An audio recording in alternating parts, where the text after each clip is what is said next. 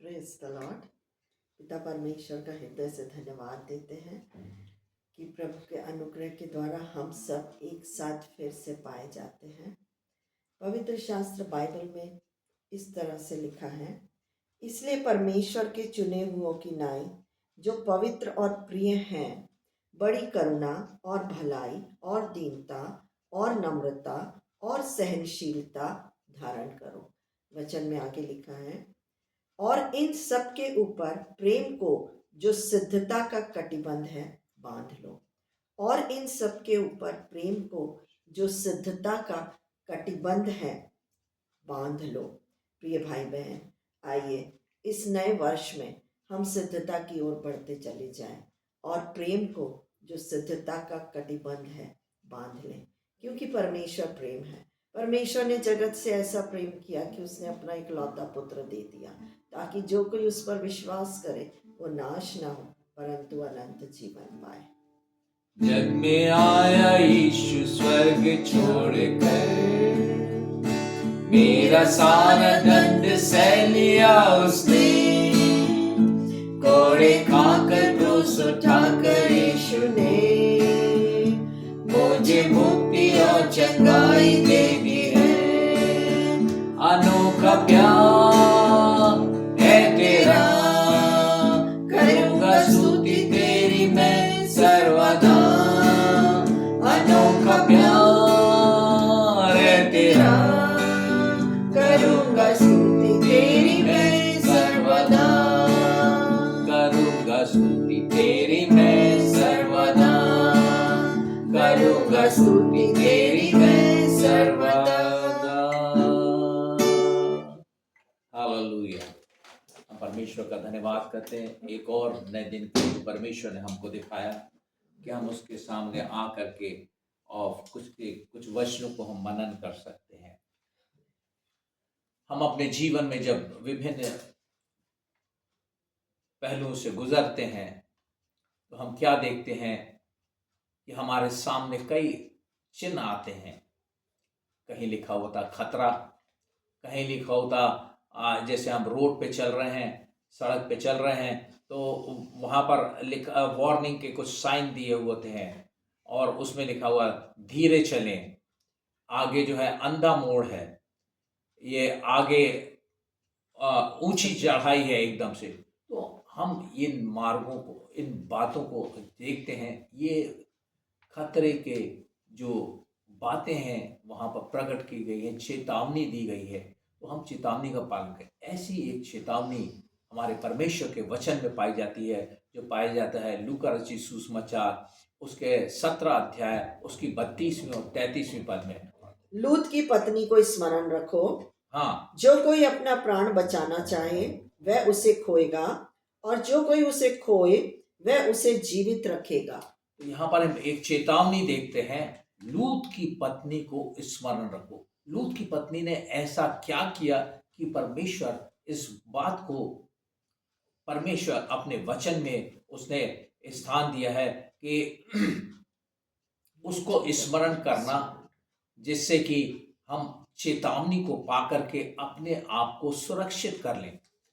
हम यहाँ पर देखते हैं जो अपना हमने पढ़ा, जो अपना प्राण बचाना चाहे वो उसे खोएगा। तो हम क्या देखते हैं कि लूत की पत्नी ने पीछे मुड़ करके देखा और वो वहीं के वहीं नमक का खंभा बन गई, क्योंकि उसको बताया गया था कि पीछे मुड़ करके नहीं देखना, लेकिन उसने उसका पालन नहीं किया और वो वहीं के वहीं नमक का खंभा बन गई। और आज भी हमारे एक चेतावनी का कारण है।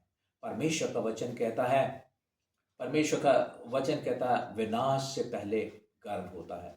परमेश्वर का वचन ये भी कहता है कि संपूर्ण पवित्र शास्त्र परमेश्वर की प्रेरणा से लिखा गया और सुधारने, समझाने और धर्म की शिक्षा के लाभदायक है, जिससे परमेश्वर का जन सिद्ध बने। तो हम देखते हैं कि परमेश्वर हमारे को चाहता है कि हम सिद्ध बने। एक परमेश्वर का वचन जो है हमको बताया जाता है यूहन्ना के पत्री, यूहन्ना के सुसमाचार उसके 20 अध्याय उसके 31वें पद में, परंतु ये इसलिए लिखे गए हैं कि तुम विश्वास करो कि यीशु ही परमेश्वर का पुत्र मसीह है हाँ, ये और विश्वास करके उसके नाम से जीवन पाओ। जीवन पाने, उसके नाम से जीवन पाने के लिए ये हमारे लिए चेतावनी का वचन लिखा गया है। परमेश्वर का वचन जो लिखा गया है हमारी चेतावनी के लिए लिखा गया कि हम पहले से सतर्क हो जाएं और उसके कारण से हम विनाश में ना पड़े। परमेश्वर का वचन ये भी कहता है, इज़िकियल भविष्यता की पुस्तक उसका 33 अध्याय उसकी 4 और 5 पद में, तो जो कोई नरसिंगे का शब्द सुनने पर ना चेते हाँ और तलवार के चलने से मर जाए, हाँ उसका खून उसी के सिर पड़ेगा। हाँ, उसने नरसिंगे का शब्द सुना उसने नरसिंह का शब्द सुना परंतु ना चेता। देखिए, चेतावनी के जब वचन होते हैं, जब हमारे को दिए जाते हैं तो हमको चेतना है और चेत करके उसके अनुसार काम करना है, तब हम सुरक्षित रह सकते हैं। आगे, परंतु ना चेता हाँ। सो उसका खून उसी को लगेगा, परंतु यदि वह चेत जाता तो हाँ। अपना प्राण बचा लेता। हाँ, यदि वो चेत जाता तो अपना प्राण बचा बचा लेता, लेता। यानी वो विनाश में नहीं पड़ता। तो हम देखते हैं चेतावनी जो हमको दी जाती है, यदि हम उसका पालन ना करें तो हम खतरे में पड़ जाते हैं, हम विनाश की ओर बढ़ जाते हैं। कई बार आपने देखा होगा खतरा लिखा हुआ होता है, उसके ऊपर एक खोपड़ी बनी होती है, नीचे 2 हड्डियां बनी होती हैं। क्या होगा, यदि हम उसको खतरे का जहाँ पर निशान दिया हुआ है उसको नज़रअंदाज करके जब हम आगे बढ़ते हैं तो हम विनाश में पड़ जाते हैं। तो हमको विनाश से बचने का है।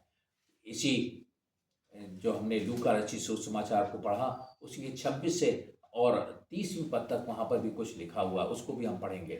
जैसा नूह के दिनों में हुआ था, हाँ, वैसा ही मनुष्य के पुत्र के दिनों में भी होगा। हाँ, जिस दिन तक नूह जहाज पर ना चढ़ा, हाँ, उस दिन तक लोग खाते पीते थे, लोग खाते पीते और थे, उनमें ब्याह शादी होती और थी। ब्याह शादी भी होती थी। हाँ, तब जल प्रलय ने आकर उन सबको नाश किया। हाँ, और जैसा लूत के दिनों में हुआ था, हाँ, कि लोग खाते पीते, लेन देन करते, पेड़ लगाते, हाँ, और घर बनाते थे। हाँ, परंतु जिस दिन लूत सदोम से निकला, उस दिन आग और गंधक आकाश से बरसी और सबको नाश कर दिया।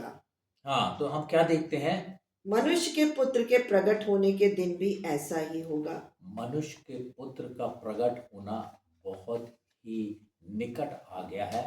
तो हम चेतावनी को समझें, लूत की पत्नी को स्मरण। यदि हम इस संसार में है क्या, इस संसार में जो है वो शरीर की अभिलाषा है, शरीर की अभिलाषा है, आंखों की अभिलाषा है और जीविका का घमंड है। 3 बातें हैं। यदि हम इसके ऊपर बने रहेंगे, लोग खाते पीते थे, शादी ब्याह होते थे, सब कर रहे थे, लेकिन क्या हुआ, जब उन्होंने चेतावनी को नहीं माना तो विनाश में पड़ गए। मेरे प्रियो, परमेश्वर हमको नहीं चाहता कि हम विनाश में पड़ करके अपने जीवन को नाश करें। परमेश्वर का वचन हमको बताता, पाप की मजदूरी मृत्यु है, पाप की मजदूरी मृत्यु है। यदि हम पाप करते रहेंगे तो मृत्यु में पड़ेंगे। परंतु प्रभु यीशु मसीह जो है वो जीवन देने के लिए आया और हमको बहुतायत का जीवन देने के लिए आया।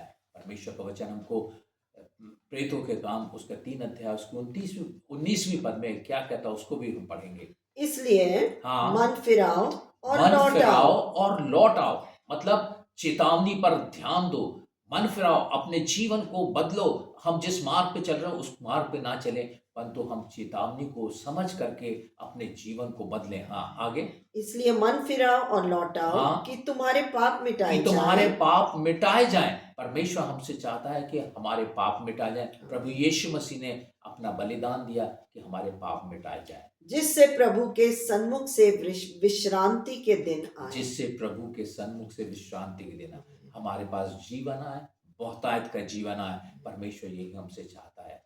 परमेश्वर इन वचनों के द्वारा आपको आशीषित करे। धन्यवाद के साथ में पिता परमेश्वर सबों को जो सुनने वाले हैं तेरे सन्मुख रखते हैं, इनके जीवन को पिता परमेश्वर अपने नाम की महिमा के लिए इस्तेमाल करने के लिए तैयार कर, ताकि पिता परमेश्वर ये जीवन पाए, बहुतायत का जीवन पाए, तेरे सन्मुख पिता परमेश्वर लौट करके तेरी संगति में रहने पाए। यीशु के नाम से मांग